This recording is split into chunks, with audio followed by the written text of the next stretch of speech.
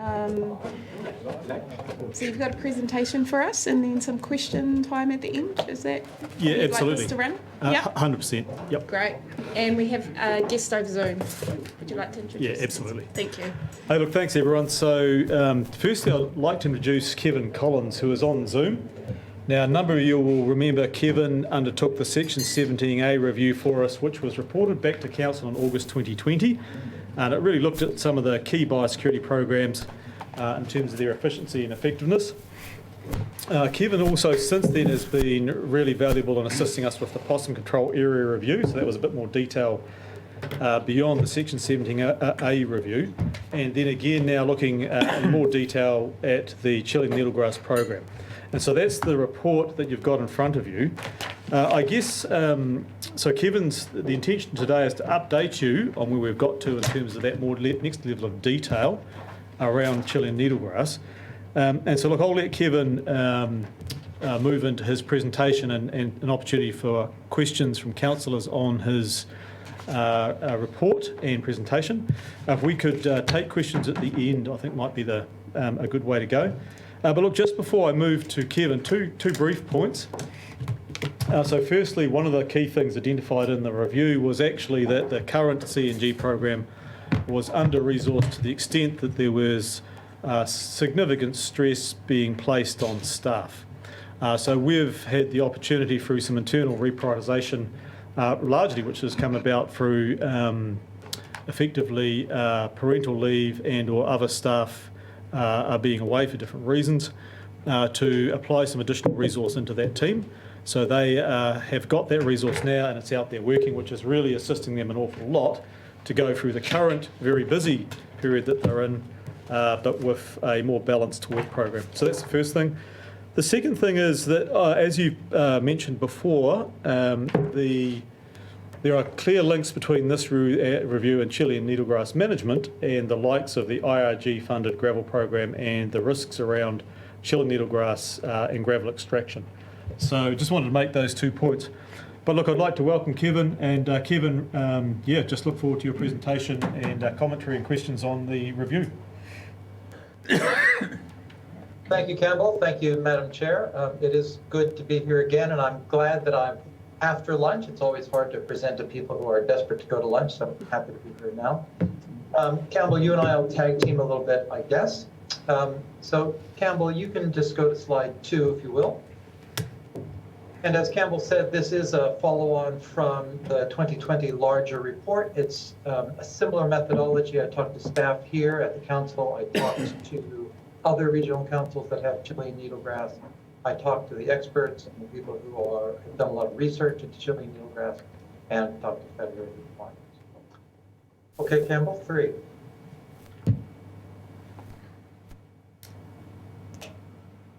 In 2020, Chilean needlegrass was a reasonably small part of that report, but the results did indicate that the program was facing some real challenges. You can see up there on the screen, I think, that the program scored quite low, really, both from the public and from the staff in terms of effectiveness.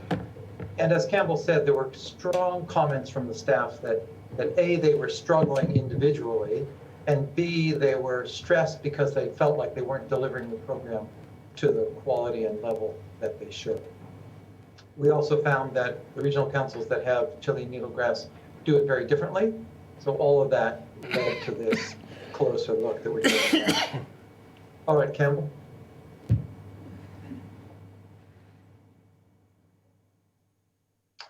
This is the key slide, and this is where I'll spend most of my time because it talks about the findings of my report. You see them up there in the big bullet points. The first one is that despite the council's best objectives, the program is probably very unlikely to be achieving its objective of no new sites.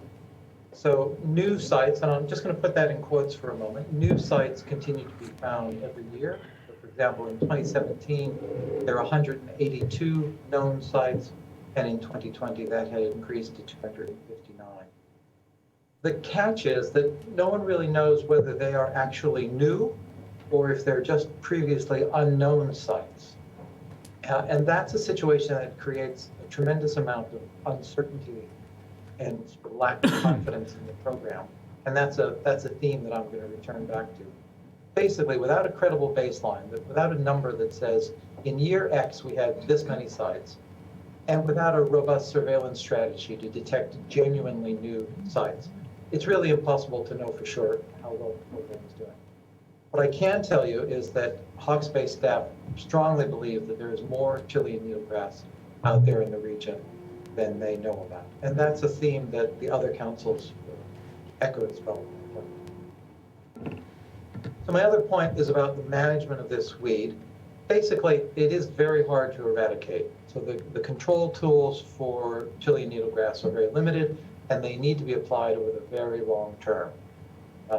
For example, when I was talking to staff at Hawke's Bay, they told me how hard it is to have a conversation with a landowner that goes, you've got Chilean needlegrass on your property, it's your responsibility to deal with it. If you do good control for 10 or even 20 years, you'll probably still have the same size infestation at the end of those 20 years. You can imagine that's a hard conversation to have.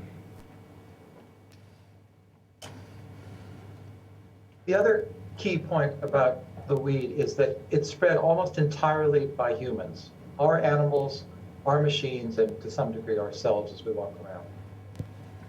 And this makes it essential to control those human pathways.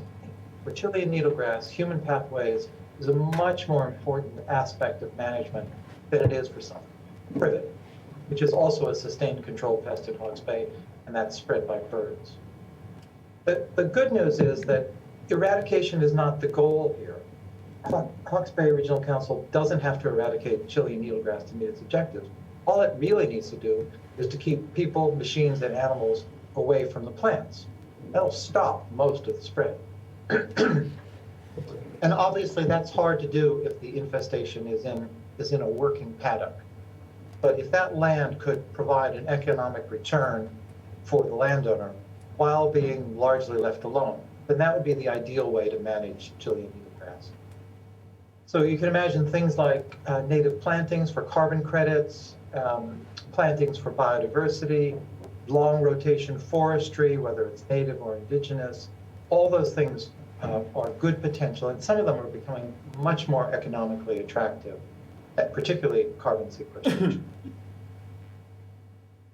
And the third point is that the whole Chilean needlegrass program nationally would benefit from greater coordination and collaboration among the primarily three main councils that deal with it, MPI and landowners.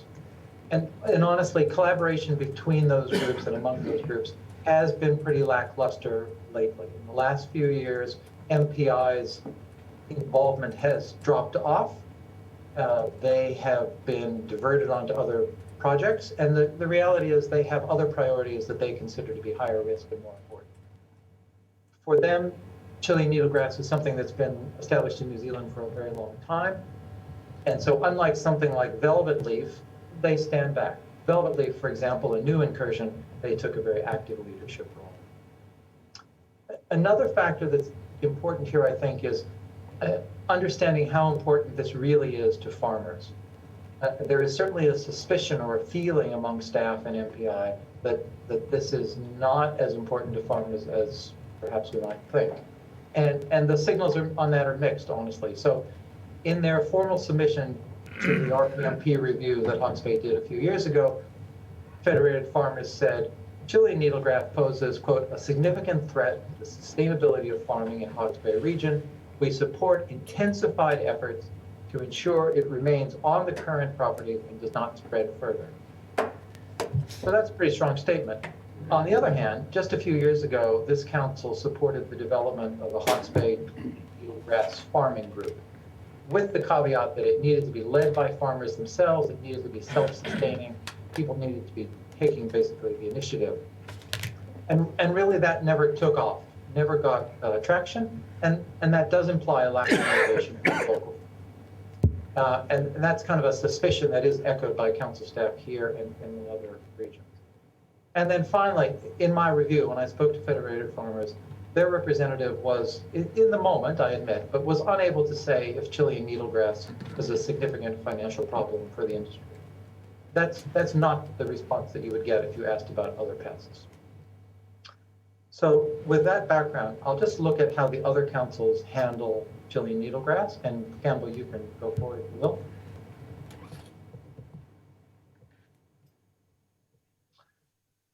So Environment Canterbury has an approach that's similar to Hawke's Bay, also occupier responsibility, and also they have very low confidence in their current infestation.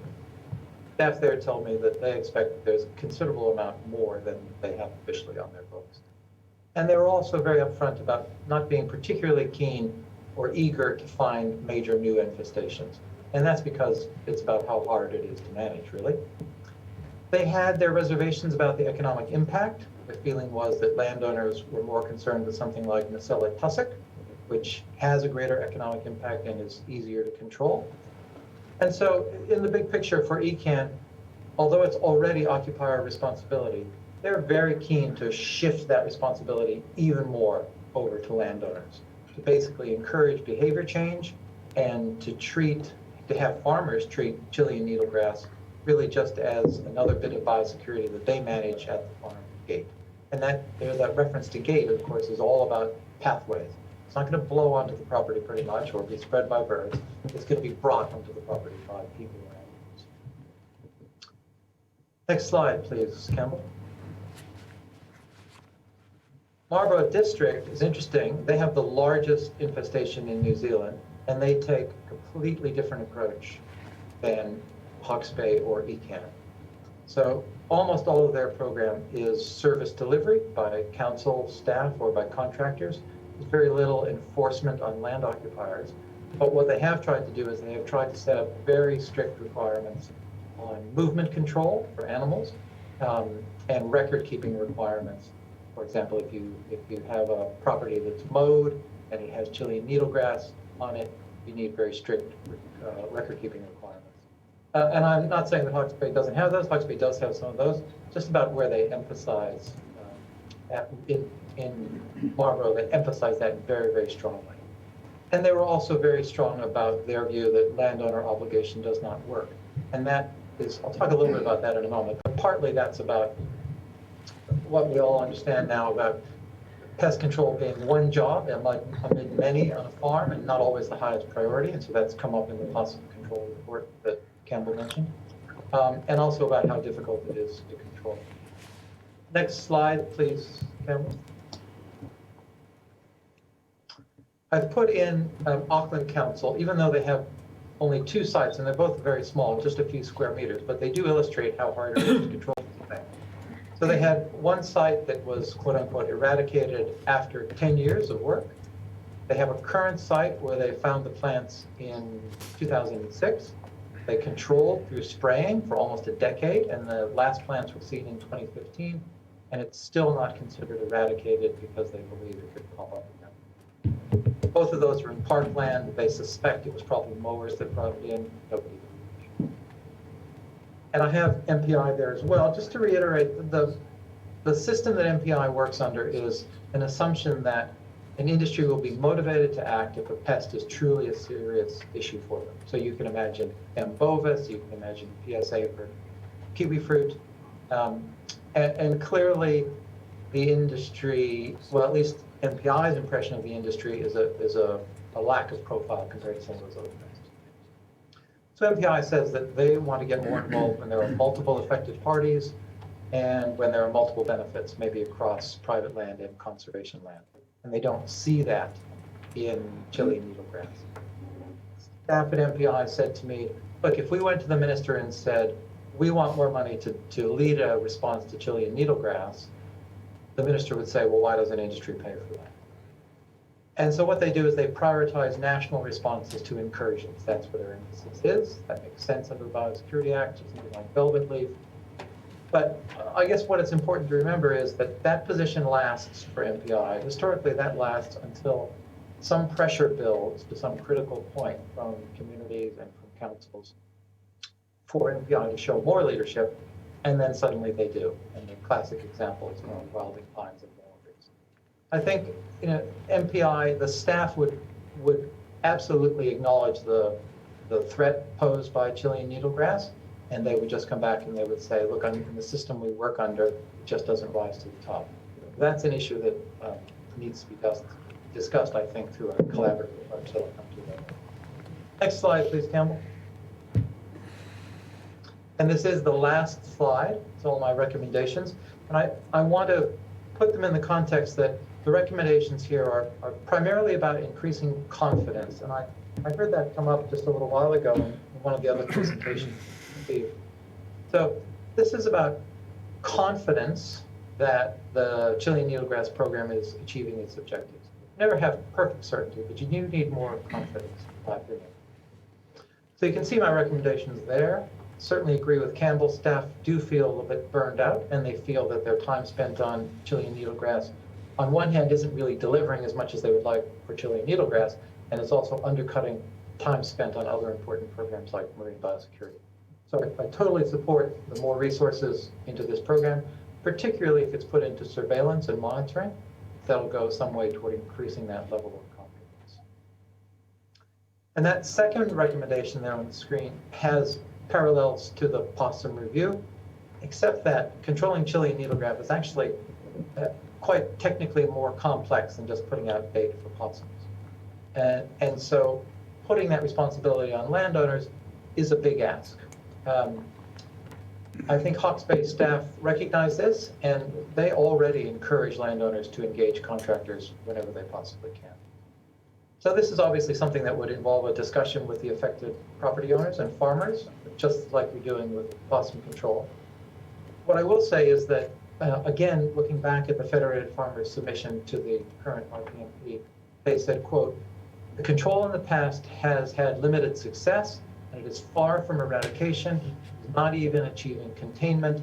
Chilean needlegrass is still spreading," unquote. So that submission suggests to me that they should at least be interested in talking about ways to make the program. Recommendation 3 is about collaboration, and particularly around this problem of understanding exactly how much is out there and giving yourself a confidence level that you know what the program should be judged against. So, and this is a problem that's faced all regional councils for a while, so I admit that it's not an easy fix, but it certainly needs, I think, some creative attention. Councils need a tool that will give them an idea with reasonable confidence where to look for things most cost effectively. And then they also need a surveillance methodology that gives confidence that if you have looked in those places and if you have not found it, then it's really not there. And that needs to work at the property level, maybe at the catchment level, but certainly not at the whole region level. It's not very helpful to say just the northern part of the region, for example. But I have talked to Ag Research, and I've talked to the Biological Heritage National Science Challenge as a part of this. They're all very interested in working with councils to try to develop these tools. And there is a report coming out shortly, I think that Campbell might talk more about, but there's a report coming out from the Parliamentary Commissioner on the Environment about weeds, and I believe Chilean needlegrass will be covered, and I'm sure that that'll talk about this challenge.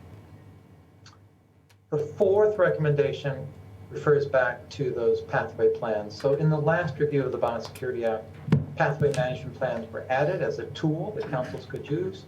Unfortunately, they haven't been taken up. For whatever reason, they're not something that councils have found to be a useful tool. But for something like Chilean needlegrass, it's a prime candidate for pathway management approach. And it applies to other weeds as well. So really, an examination of why the pathways management plan hasn't been so useful, and a discussion of whether that can be addressed in the current review of the Biosecurity Act, I think is worth doing. Number 5, still on the collaboration discussion, there is a meeting of that Chilean needlegrass group in the next few weeks. I believe that ECAN is convening this particular meeting. I would encourage Hawke's Bay to lead a discussion about re-energizing that group. What would it take to re-energize it, and what value could be gotten out of that? What are the useful things that could be done?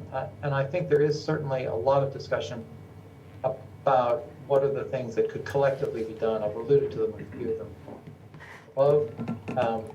There are farmers on that group, and so that's a way to start that conversation with farmers. And then, although it's the last recommendation, number 6, it's one that I feel particularly strongly about. It's really about a changed philosophy about how we control, quote unquote, Chilean needlegrass. So right now, the kind of default control is 10 to 20 years of spraying herbicides and hoping for the best, really. And at the same time, trying to manage those pathways as animals move in and out and people move in and out. I really strongly think that a philosophical shift to something that involves permanent land use change is a better option. So it's a little bit like what I heard earlier in one of the presentations, the one about the artificial wetlands. That was kind of a mind shift about thinking about managing nitrogen levels in a different way. So planting for carbon sequestration, combining it with planting to restore biodiversity, which I think is something your council is already trying to encourage. Connecting those dots to Chilean needlegrass management, where practical, won't be a silver bullet, but where practical would make a lot of sense. The fundamental thing to remember is it's really, really hard to eradicate this plant, but in certain circumstances, it should not be too easy to contain it. We know that it's shaded out by high vegetation, and we know that it's primarily spread by humans. We should be able to get on top of this in certain circumstances. And then my conclusion, which does not have another slide, is council only needs to be satisfied, quote unquote. That's the word from the Biosecurity Act. Just need to be satisfied that the needlegrass program is successfully preventing the spread to new properties in a cost-effective way. You won't have 100% certainty, but greater confidence, in my opinion, is necessary for your decision-making. And that won't happen immediately, but over time, you would hopefully see the results. I think over time, if the council doesn't feel it has sufficient confidence, then it's an unattractive option, but the option then would be to end that program and redirect those resources elsewhere. And Campbell, that's all I had. I'm happy to take questions. Thanks, Kevin. Really appreciate it. Thank you, Kevin. Do we have any questions for Kevin or Campbell or Ian? Councillor Barker. I see that in the report, the recommendations are different from those on the screen. Why is that? Because I tried to keep them a little bit shorter. But they are different, not just shorter. In one, you've got a recommendation for about infringement notices, but I don't see that on the screen. I was. I was. It was a recommendation. So it was part of the recommendation? What recommendation for? Yeah. So it's just a different wording. All right. Okay. And I'm happy to talk about infringement notices. It's a reasonably small thing, in my opinion, possibly useful, but reasonably small, and that's why I left it out. I've written around the other way, so the one that starts infringement notices, all that, and sort of BSA, missed that. All right, thank you. Shows I read them, kind of. Councillor Foss. In the paper, Campbell, it talks about there was a group, I think convened by this council, and it seems to be in abeyance or just basically it's fallen off the cliff or something. What happened to it? And were council officials or reps on there? And is it possible to breathe life back into that? Or what was the story? When was that? So this is going back roughly 4 to 5 years, if I have my recollection correct. And so at that time, the Chilean Needlegrass National Coordinating Group was reasonably active. It might have even been 5 or 6 years, actually, reasonably active. And we actually had some really good engagement from some farming leaders in the Marlboro region. And so they had quite a successful farmer-led collective down there. And so they said to us, and one of them actually came up, I think, at one stage with the intention of trying to set up something similar here. And we had a couple of people who potentially could have been interested in leading it from a farming community's perspective here. And again, if I recall correctly, one of the people who was going to actually do that had a change in health circumstances and as a result couldn't continue with the idea of leading the group. And so effectively it just languished along and then disappeared. So it didn't really start? No, it didn't really start. No. Okay. Any other questions? Councillor Foley. Yeah, just struggling to gauge the sense from the community out there what they really think of this, or rate it as an issue. So if you go to the worst affected landowners, say, and are they, what's their approach to this? Are they beating down our door saying get on top of it, or they're not too bothered? It's just hard to gauge where. Yeah, so look, I think firstly, if you chose 10 people and you asked that opinion across those land uses, you probably get a few different opinions. But I think if the themes would be reasonably consistent, one theme would be, yes, this is an issue, but actually there are other challenges we face in farming which we would see as a more significant issue potentially. Some of the issues around things like water quality and the challenges there, or farm plans, whatever. But I think the other comment would be that it's a very difficult pest to get on top of. It takes a really long-term commitment. So the other theme would be a sense of the real challenge associated with trying to keep on top of it, trying to participate, and really the concern about the regulatory impositions and the property right impositions that might come from having Chilean needlegrass on the property. So those would be three themes I think you would get if you spoke to those people.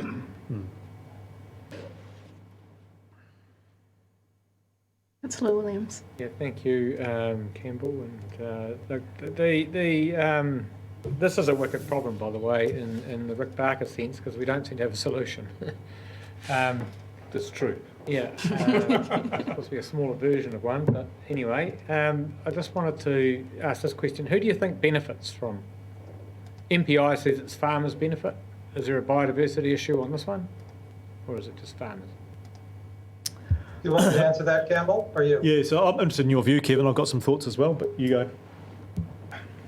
Sure. It's primarily the sheep farming industry and associated businesses. There would be some biodiversity benefit, particularly probably more in those South Island grasslands, but some as well in the Hawke's Bay. The cost-benefit analysis that was done for this regional pest management plan basically identified that largely the beneficiaries are the farming industry and particularly sheep. And I would completely agree with that, and I would add that another category of the land use which is affected by this is around cropping and sale of hay and things like that, because the shifting off of goods which have got CNG seed in them is basically not allowed. All right, another couple of questions. I just want to tease out, we've had a bit of a fright with our transition to a contractor model in the PCA scheme fiscally. And we've got staff burnout, doing 1,100 hours, work. It just sounds extreme.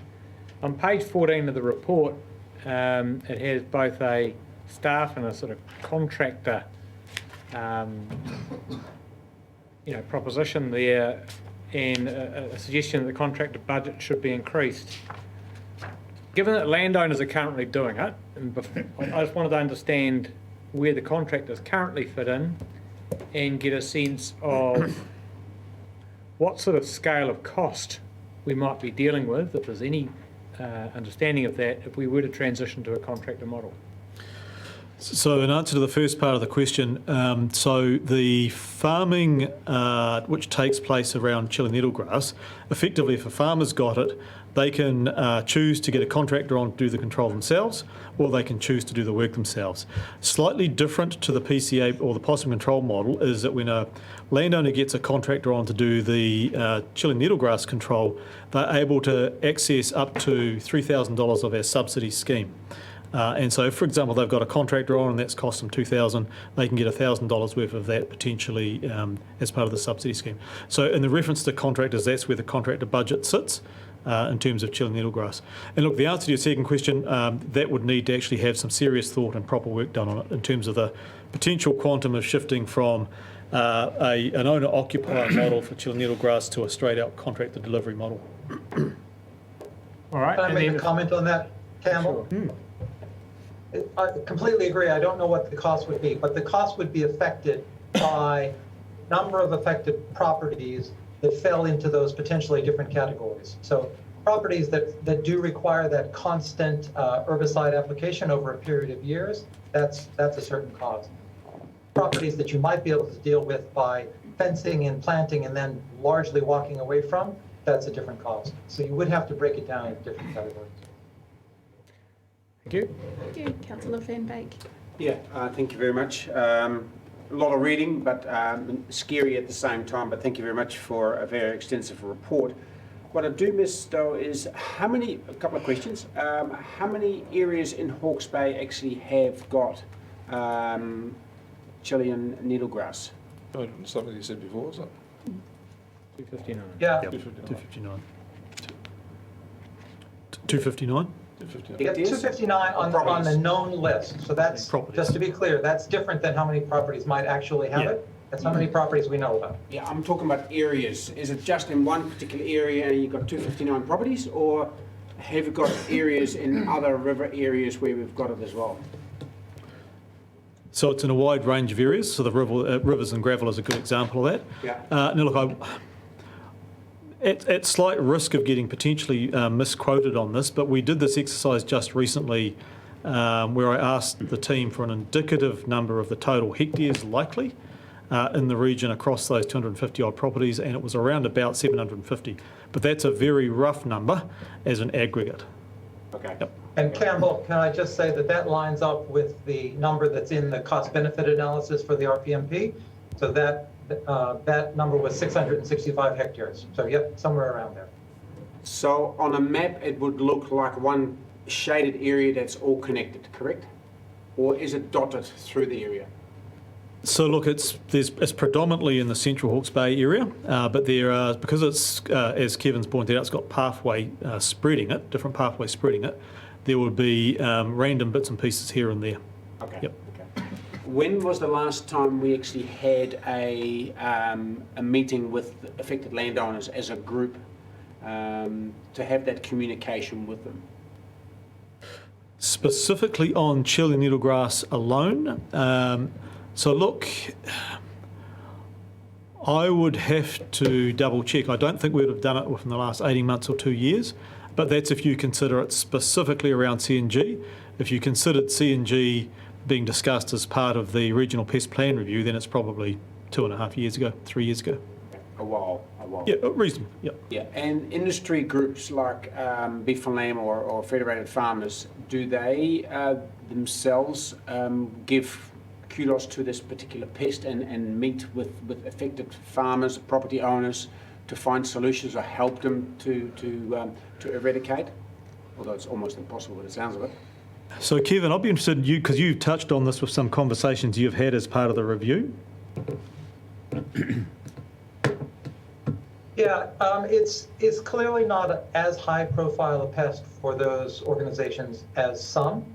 And I think that's illustrated by the fact that when I spoke to Federated Farmers, her view was that she couldn't really say much about how much of an impact it had until she talked to individual farmers who had it on their properties. That's not the answer you would get if you talked about some other pests. It doesn't feature highly, for example, in beef and lamb materials or on their website or that sort of thing. Certainly known to be an issue, but not a high profile. That's the only answer I can give. I guess I'll say one other thing that was in the report. As Campbell said, Marlboro was a hotbed of farmer activity. And so there's a Marlboro Chilean Needle Action group, and they put out a newsletter. It's kind of also gone into abeyance, actually, but there's one from 2019. And in that, they talk about how pest plants, weeds, really are kind of the poor cousin. They just don't get the level of attention that, for example, disease outbreaks do. It says here, plants usually spread slowly, grow slowly, and don't get a lot of immediate attention.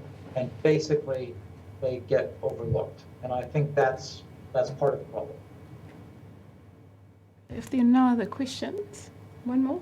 Oh, I we've wrestled with this thing before. I'm sort of kind of frustrated with it, with nothing's been done. I just feel we need to get a decision tree. You know, is this a problem or not? And if it is a problem, why? So we're clear on that. Then, if it's a problem, how do we handle it? And there's one way, devolve that to the landowner and require them to do that. I don't agree with infringement notices. We brought in infringement notices in the 1960s for speeding, and speeding on the roads continues. It's done nothing to change speeding, so let's just face it as a completely ineffective tool. So do we decentralise this and allow it to be responsibility of landowners, or does the council take control of it and put in contractors and then deal with it? So which of the options have we got, which will work? And my feeling is that given our experience of leaving it to landowners alone, that's been a failure. So it seems to me if we're going to do something about this, then we're heading to a contractor model. Otherwise, just throw our hands up in the air, say it's a problem, and just ignore it. Point. I'd like to ask Ian sort of our next step. We have these recommendations. We have to get to a point where we say yay or nay what this may look like.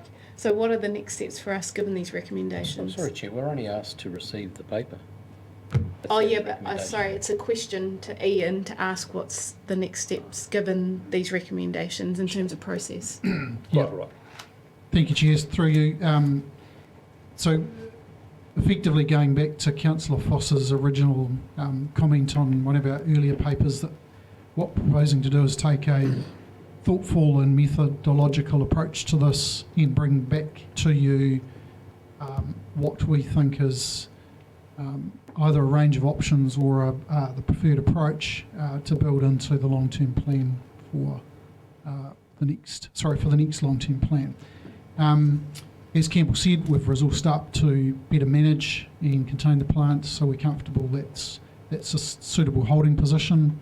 Given all of the questions that have traversed this committee today and all of the questions that remain, we're not in a position where we can kind of say, here is the recommended approach. We've got to do quite a bit of extra work. We need to work out the costs, and then we'll bring that back to you as a package as part of the next LTP. Thank you.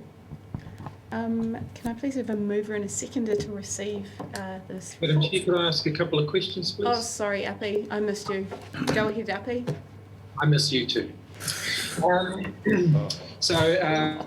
you. My questions are more around the fringe of the report and sort of pointing back to our operations report earlier on.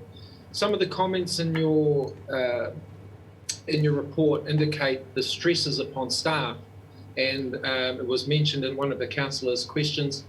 How do we measure and monitor that? Because I didn't pick up that as a measurement in the previous item when we looked at the well-being of staff.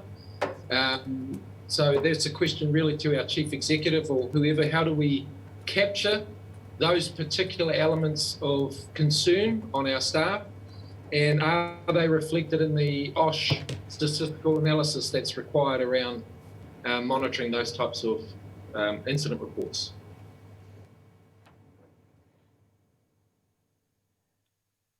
So a couple of mechanisms. We have an employee assistance program that we get regular reporting on in terms of staff that are seeking formal assistance, and we get a breakdown of what is typically driving that way of counselling or psychological support, and that breakdown includes work stress, workload, etc. So at the more acute end, we have that as a measure.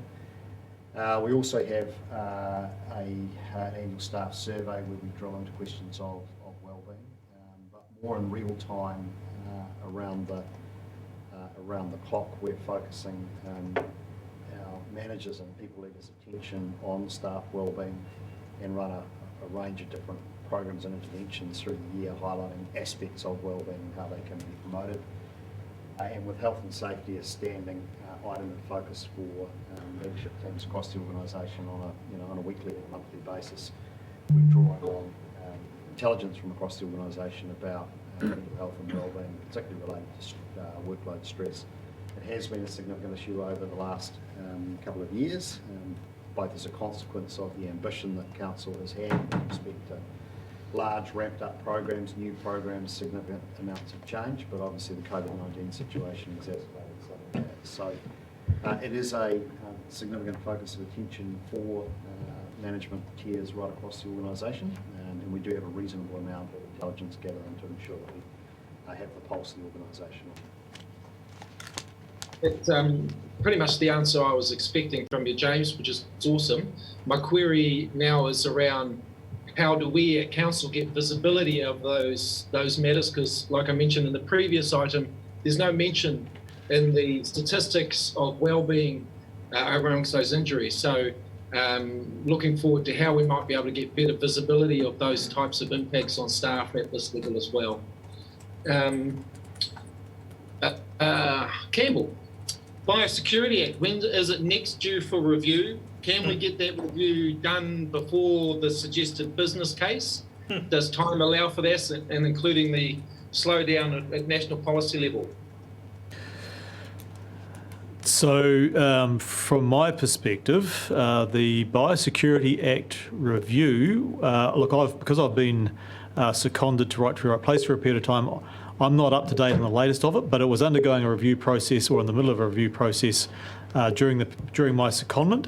But exactly where it's at right now, I'm not sure. And in fact, maybe James or Ian might want to comment on that. So the Biosecurity Act is under review at the moment by the Ministry for Primary Industries. They're at an early stage of that analysis, as I understand it, so they're not consulting yet on proposals, but there is substantive policy work underway. And in relation to your prior question, RP, we report on health, safety and wellbeing data in more detail to the Corporate Strategic Committee via the Organisational Performance Report, and the next one will be going up next week. Cool bananas. So with regards to the review happening at the national level, that's going to be putting our own policy and regional policy on hold until national finishes tweaking? No. We will be continuing under the current policy settings until things change. But obviously the government has an enormous amount of reform on the agenda at the moment, and a Biosecurity Act review would need a legislative slot, and it's hard to see any available for the remainder of this parliamentary term. Sure is. And now my final question, please, Madam Chair. Campbell, I don't know if you've got these figures on you based on your last response, but have we seen a shift in percentages either by region or placement or by volumes of Chilean needlegrass since the last review?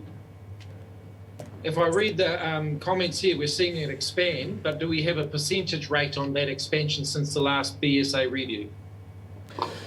So in terms of our regional trend, I could certainly get those percentages for you. And in fact, I think the report from, if I recall correctly, outlines the last 4 or 5 years worth of properties and the number of new properties we've found. So turning that into a percentage wouldn't be particularly difficult. In terms of other regions and their trends, the short answer is no, I wouldn't have that information to hand, although I could get it for you. I could certainly request it from those regions. And I was more interested in our own changes in the condition of CNG here. And Kevin, if I could ask this last question, you mentioned that from Councillor Williams' question, I think it was, around sheep industry being one of the largest contributors to the challenge ahead, but they've got some measures and protocols in place to help prohibit and monitor movement. What scope do we have to look at those procedures and policies and enhance them with some of our own as we move to a potential contractor system? Yep, I'll go back to your question about increase. So in the report, there's a chart that shows that since 2010, the numbers in Hawke's Bay have roughly doubled since 2010. 200%. Number of known properties. In terms of your last question, you would have the opportunity to review your movement controls and record-keeping controls as part of either a regular RPMP review, if you wish to do that, or a sort of targeted RPMP review. You could do it, you could package it with something else, or you could do it separately. So is that all, sorry, Madam Chair. So is that also true, that particular piece of work could be independent of the BSA review that we do and incorporated later, or do they need to be done in unison? No, they don't need to be done in unison. I think you would certainly be cognizant of what's happening at the national level, and I agree with the analysis that there's no sign that that Security Act review is going to happen anytime soon legislatively. Government's very distracted. So it's kind of a watching brief there, and in the meantime, do the best you can to tidy up your own program. Thank you, RP. Thank you. I have a Happy to move, yep. mover and a seconder. Would you like to speak to report, the update? No? No, thank Any you other for the comments? No? All those who agree say aye. All right. Those against? Carried. Thank you very much. Thanks, Campbell. Our long-awaited presentation by Dr. Burns. Please come up the front. So, Chair, through you, just while Yes. he's getting his presentation set up, the context around the engagement with the university is in the paper, so I won't go through that again. Just to be really clear here, that Edgar's report is not a council report. It's not council policy. It's his work as the professorial chair. So just be really clear about that. And the other point would be that the report clearly focuses on communications, and communications is something we've talked about a lot today. We are reviewing broadly our communications and engagement activities across council, particularly in relation to kotahi, which we have coming up. So we're thinking hard about what we do, why we do it, how we do it. This is one line of inquiry that we would pick up and use, but it's obviously by no means the definitive inquiry, but it certainly is an incredibly valuable piece of the overall jigsaw. So look, I don't think Edgar needs introduction because he has been in front of council before. I will pass over to him. I know he's got a presentation, which I think he's... Which we think we might have, but we seem to have lost. We're just checking it out now. Okay, we're just getting his presentation set There's up. a need to have a shorter... The need to have a shorter presentation, given that the length of time we've all been working. So this is a very short presentation, isn't it? So I've got a dramatic, fairly first slide that shows a round Earth with a fairly parched curve here and a fairly green and happy curve here. And underneath it, I've got the two words, the big picture to our local remit. And in a sense, you as councillors, and of course us as staff or colleagues from other institutions, we're part of that debate. And you might have thought I'm coming to represent and do good things in this region. In actual fact, as let's say a moderately public, moderately educated kind of person, you have picked up the big picture whether you like it or not. And the big picture, I'm going to tell you what most scientists don't tell you, although they have worked it out, that when your mothers and fathers and their mothers and fathers were alive, the sea level rose the width of my hand. And in your lifetime, some of you are older than 30 years, but it rose the same amount again in the last 25 or 30 years. The sea level has gone up that, and it is accelerating as we speak. At 3 to 4 millimetres a year, it will be, well, you can work out that as in terms of metres. Even the ordinary people are now saying a metre by the end of the century. So we've now got, whether we want it or not, if we're going to participate in local authorities, we've got this big picture that we need to be very clear on, even if that's not the thing you need to or is useful to communicate with local people.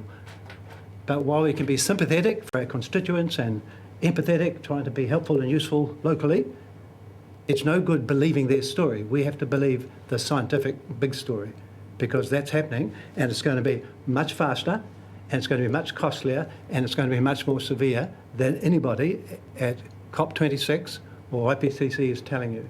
And I'm going to move, since we haven't got the slides yet, I'm going to move to the... Leanne forgot to send it through, so she's going to mail it to me now. The piece of the puzzle that you probably haven't heard. Even the scientists don't talk about it.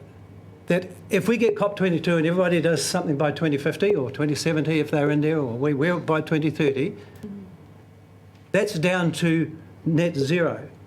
Actually, we're already in the 2 degrees kind of temperature. So that's not going to pull us back to anything like normal. There is a train running that has heavy momentum, so it's going to get worse and worse and worse. The other false piece of news, so it's very important that we get people down to net zero, but that's not actually the real story. We have to put some parts, have to pull it down below zero. And until they do that, we're worsening quite quickly. Not you particularly, not any particular group, but globally. And the other thing we hear about, climate modelling started in the 1980s and 1990s, and they thought, yeah, we better have a long run. And so they pushed it out. Where did they push it out? Oh, well over 100 years ago, 2100. Well, guess what? We're quarter of the way through that century now, and people are talking a great talk but nothing is getting done at the political level. That's not blaming local. It's just this is the world. You have to act and I have to act in locally. That in that 2100 kind of world, the sea level is going to be up like that. The temperature is hitting 2.73, depending on who you're listening to at the moment, double what they think they'd like to stay down to keep it. But even if they kept it down to 1.5, it's going to be desperately more violent than we have seen before. So let me quote you from the great American conservator, Aldo Leopold, who said he was state commissioner for many, many things. So his 2 points about local governance are, you're getting there, that's great, that if we find that, we'll go straight to our several in kind of, no, you're not finding it? Sorry about that. Okay. I included a PDF as a backup because sometimes screens affect us a little bit. So there we are, that's great. So I can just move us down. Right. So this is a glorious picture I wanted you to see. You'll see it in various places. Sometimes they give a flat earth, and not scientifically, but they have a flat picture. This is the kind of tensions that you are faced with, the stretch between that big picture, which I'm saying you must be absolutely resolute, and if you didn't know it when you came on council, and of course you're getting voted on as council members, but even for our staff, that stretch between those forms of communication is always the case. We are a science-based organisation, but as I say in the report, it's about communicating it, getting ordinary people who don't talk in science kind of words. So new thought to me, biodiversity isn't an everyday term, it's a science term. So each of those things, some people say, oh, we're doing fine, some people are very focused on adapting, and so our communication and our actions sometimes are nudged, just move people across. And my last section, section 6, is about a good example of that. So my second point, net zero is a half cup. It's not the solution, and we'd be fooled if we think we can stop at that. Similarly, 2100, the train is running flat out by then. Whatever we do now, it will still be running flat out. On the present stuff, it's several hundred years, if not 1,000 or 2 years, with all the good mitigation we could imagine ourselves doing before we bring it back into line. And by that time, the sea level will have gone up quite. I'll talk to you about those things. So this is what Aldo said, and I've translated it to a good regional council, can prevent its environmental program falling below a public understanding, but it's very hard to move it far above it. And that applies to governments and so on, especially ones that get voted on. So what does that mean for us? We can't be too far ahead, but it is a failure on our part if we don't keep max. And I really appreciated hearing this morning how much efforts people are to max what we can do within the frame. So in this sense, it's not a voice of failure, it's a voice of recognition that our communication has to be local within that larger envelope.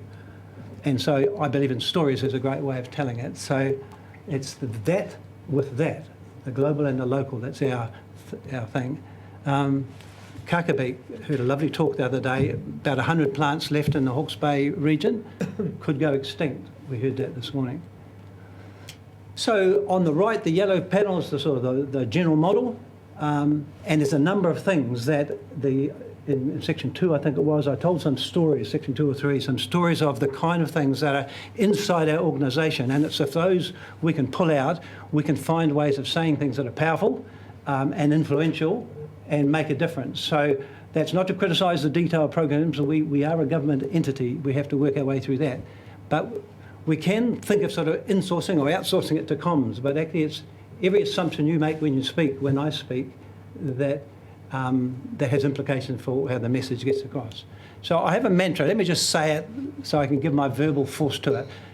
HBRC is not the problem. The environment and climate we've heard as two things, but let's put them together. That's the problem. And so how are other people? We can all attack HBRC or any other public entity. None of you I've heard today suggesting we're perfect, but that's not the problem. The problem is the climate and environmental problem. So how are the people who want to get stuck into regional council, what are they doing? And there's 2 stories below this year where people are expecting somebody to help them out. Should we stay here, says, so Wellington 6 metre waves, West Coast, South Island, should we in fact remove or just restore? Actually, they should remove. So they haven't asked me for my answer, but that's the answer. Now, Tell the mayor. we're mostly concerned about motivating people. We all need, the audience here, we all need and know the need for shift. But actual fact, motivation is only half the story. You and I need to be motivated. We need to get people who are motivated to do things.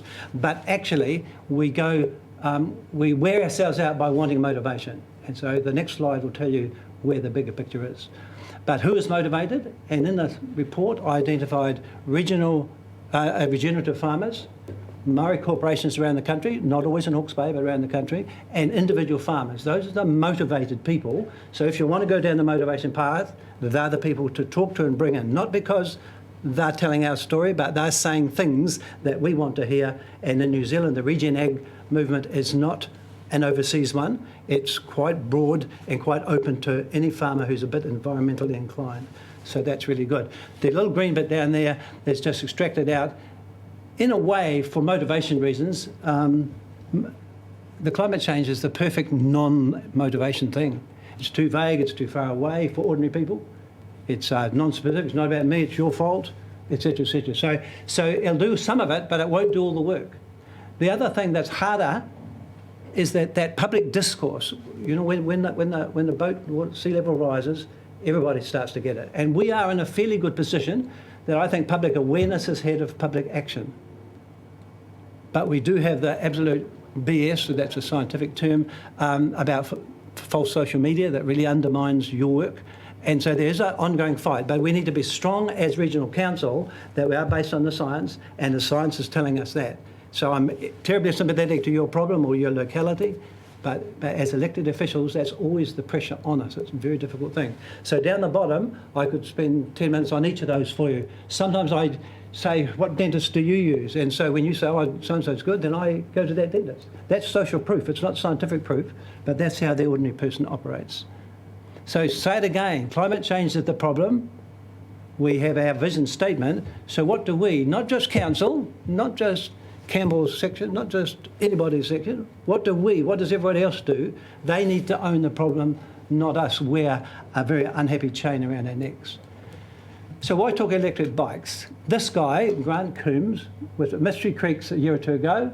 He went past a stall and thought that's a weird sound, went and stopped. A year later, he owns 7 electric bikes. Now, there's all sorts of good things. No noise, no fuel spills, high torque, the staff love it. He's open and cynical enough to say it's still probably being powered by coal, which I'm sure he's correct. But he was focused on farmer usefulness. But what it did, it released in him, he now starts talking, he's not a born-again environmentalist, but he now starts to say things like, and then we'll change this. So it freed in that person, as I think many of our ordinary public people, they don't quite know what to do. We can provide some leadership, but it's the public discourse that starts to move the whole thing. And so in many ways, that's the softer, the harder to nail down, but the more powerful, ultimately, of a shift. So then I just had 1 or 2 summary points. So being an academic, I would say this, wouldn't I? There's nothing as practical as a good concept. If you have a concept that's doable, then it might be doable. But if you have a concept, so our young folks today, 2 concepts I've read in the last fortnight: ecological sadness and ecological anxiety. Now there's 2 concepts, I won't charge any more for that. You can talk to people with that concept. So not all of us can do that game, but I like to play that game. So sometimes the solution's a nudge, sometimes we're going to need a major climatic catastrophe before we actually rather shift. I don't know how many of you know, it's older than any of us. My dad never talked about it, but after the 31 Napier quake in April 1938, there was an enormous flood in Hawke's Bay. And the stories you hear is that most of the hills of Hawke's Bay fell into the rivers of Hawke's Bay. So that would have been a good trial run, but we're going to have some trial runs, I suspect, in the next while. So I'm going to stop there, and if there's comments or questions or pushback, please feel free to. Madam Chair. It was a fascinating report, and I'm sure we've got a lot of commentary. So, yeah, I'll ask you to try and keep your questions brief. But yes, we value the time that we have with you. Thank you. So any questions? Comments? Question. Thanks. Thank you. Must have been interesting sitting through today as well, some of these kind of issues. just a couple of things that occurred to me, but towards the end I started to pick it up in the report, but I didn't see it up there. Integrity of action, integrity of thought, and messaging. What's behind the message? Actually, are you actually doing it? You know, or doing something positive about the issues that you're facing, not just wagging the finger.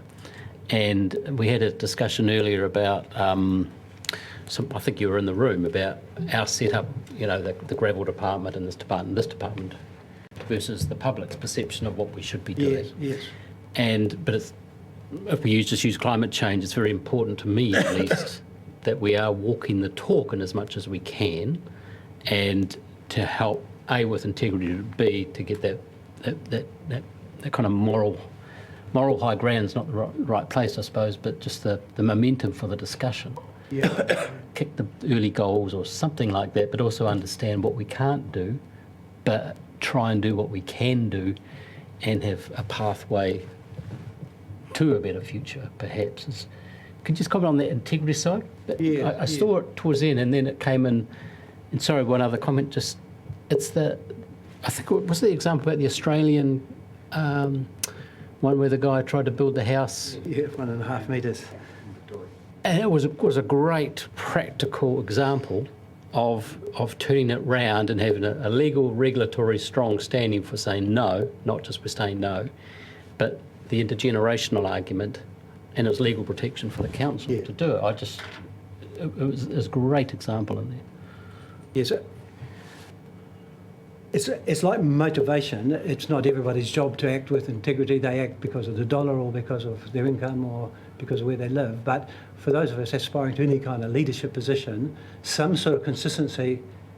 So when the coal people say, you come up with an anti-tax thing like they did in Australia, there's no integrity there. It makes perfect sense that I'm selling coal. I'd like to keep selling coal. But it's the lack of integrity that is really you'd have to say, obscene in a way. Whereas integrity is not always about winning. The council does, as we heard today, some fabulous things, but integrity is sometimes about losing. The moral persuasion of Nelson Mandela included a decent stint inside, so he wasn't always winning. And so we're a government bureaucracy, a government organisation, not an individual, but that organisation integrity would be a great thing to have a sort of, you can't just brand it and say we're going to have integrity, and the same with our vision statements. We can be very glossy, but to the extent that we can act, and that's why I encourage you to talk about the fact, as either councillors or staff, that we're split between the money that's being required to do that and that. So you're not acting like a hard-ass regulatory, excuse that word, a regulatory kind of person, and you're not trying to be slick or sort of fashionista. You're trying to be as candid and as honest as you are able to do, because the compromises are part of the things to take some forward. Yeah, so I think integrity is really undercooked. My personal thing in life is the people who lack that and who don't aspire to it. I find that people are least to warm to. Yes. Thank you. Any other questions? I really enjoyed reading your report. I didn't agree with everything in it, but I thought it challenged me. Well, I'm just thinking, I'll just ask the chair a question to the chair. Would it be an appropriate thing for us at some stage to go back and go through this report, have a discussion about it, see what we take out of it, and then what we should think to do to change our behaviour and our communications? Because I think just to receive the report and then to let this go into it and then just put it in a filing box and do nothing would be a wasted opportunity. It would be a waste of it. But I just think it would be worthwhile as having a discussion, working through what is it we take from this, what we do practically to change our behaviour, ourselves, our organisation, etc. I think it would be to somehow take this and operationalise it, I guess, where I'm going to. Yeah. So if it just sits on a piece of paper, well, we haven't got the value out of it, have we? So what? Yeah. So what? We've read a book. I think that's a great idea, and then just to build on that, how can this be used further for maybe our staff as well, in terms of how they operate? So I think this is a start, really. You're on the same track. Yeah. Senior leadership team, councillors, committees. What do we do with this? How do we do our communications? How do we build a case? What do we do to change as a consequence of this? We've just carved out a role to the incoming briefing for that climate change person. That's their incoming briefing, really. That's just one. I'm thinking The about the first brief. organisation. Sure. What do we do? Because lots of really good things. One thing I would have added here is I didn't see you use the word trust much. No. I was curious about that because I think it's a very important word. Yes. I've been conscious in some of the conversations I've listened to, and there's a bit of sort of antsy amongst farmers about regional or national government. There's a sort of a thing in social science nowadays. We talk about anti-government, and anybody who's running things we can be anti. And there's a certain cleverness in that. I don't have to do anything. I'm just anti-you or anti-you. And while sometimes that points out faults, ultimately it doesn't take us anywhere. It just points out the faults. So overcoming that, I think, is a really strong move forward. So I'm certainly happy to be part of any conversation. Thank you. That sounds great. Thank you. James, did you have a comment? Thank you, Chair. So just in response to the last comment by Councillor Barker, as I said earlier today, the senior leadership teams has embarked and has been over recent months on rethinking the organisation's communications and engagement program. That leads clearly into the Kotahi challenge we have. The strategy day that we had with all the governors recently was part of that reframing how we engage with our community and stakeholders, the intention is to take a good hard look at all of the interactions we have. The reference before to the climate ambassador, you'll know that in the long-term plan you also funded a science communicator. You also funded community catchment coordinators for Karamu and for Ahuriri. We've got a whole range of roles that are premised on mobilising community action, and we have them across a range of fronts. We have previously reviewed our communications work as an organisation and recognised that that has been too much based on a narrative of record of what it is that the organisation's doing, and not sufficiently on focusing on the why of what we do, and I guess more on a deeper level of connection with the community about the partnerships that we're building on. So you will have seen over the last few years that the communications of the council have moved away from being a communication of record, has been a much greater emphasis on partnerships and collaborations, and has been much more on creating a community sense of both an understanding of what we do and why we do it, but also of what they can do to contribute it. We've also heavily focused over the last couple of years on trust, understand that our trust in this institution is fundamental to us being able to nudge behaviours and our ability to undertake both our regulatory work but get buy-in to our non-regulatory programs as well. So that's all well understood, and the comms and marketing team has recently been renamed the comms and engagement team, precisely because we recognise we're more on the business of engagement than we are in marketing. So that shift is already underway, and what we are presently doing is looking deeply at all of that organisational communication and engagement with Kotahi at the front of that.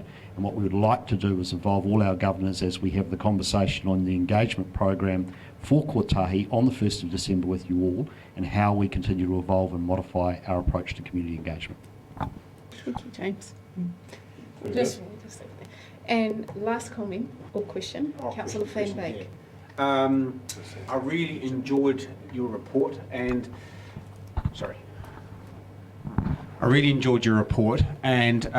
when you actually started talking back to me about who we are as an organisation, and I could see some real behaviour that I've seen myself in our organisation, I knew you were on the right thing. You know, okay. You had the finger on the pulse, which was really good, and that's fantastic. And then sort of the report went a little bit towards who are mainly our focus group that we need to engage and communicate with, and that's the people who actually operate our environment, which is really good. And you picked up that really well, how we can engage with them.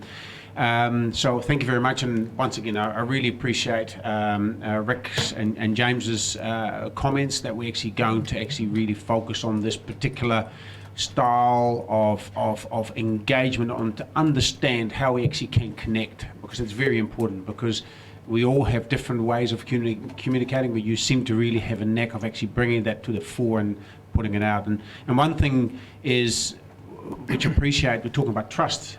In the paper, you're talking about blaming. And you can really see, you know, once you see that blaming starting to happen, all doors shut, bricks go up, people already thinking about lunch, don't want to hear anymore, you know. And so I think that's, you really hit the nail on the head there. I really appreciate it. If you've got any comments to make on blaming, so that we actually learn that lesson maybe a little bit more while you're here. I've got a whole paper on blaming or getting beyond blaming. Great, fantastic, excellent. So thank you very much appreciated. Thank you. Okay. I'll remove the report with much pleasure, and thank you for your contribution. A very good read. Thank you very much. I'm happy to second. All those who agree to receive the report, say aye. Aye. Those against, carry. Thank you very much, Edgar. Okay, that's lovely. Thank you. Thank you, Edgar. We That's have great. one Have a beer with you one day. minor item. Councillor Foley. Thanks, Chair. Just quickly, the 18th of November, that's next Thursday, there is a second opportunity to visit Mark Warren's farm. Mark was the this year's Hawke's Bay Farm Forester of the Year, and so anyone that missed the opportunity to attend that field day the first time, there is another opportunity. So next Thursday, 9:30, his farm's out at Omarkeri, so perhaps get in touch with me or Mark about any further details. Thanks. Foley. Kia ora. Well, thank you all members for another long but much needed kōrero today about all our items. I'm going to offer Will to close us because you opened us for the karakia. I'm not ready. Still not ready. Quick draw my goal on the app.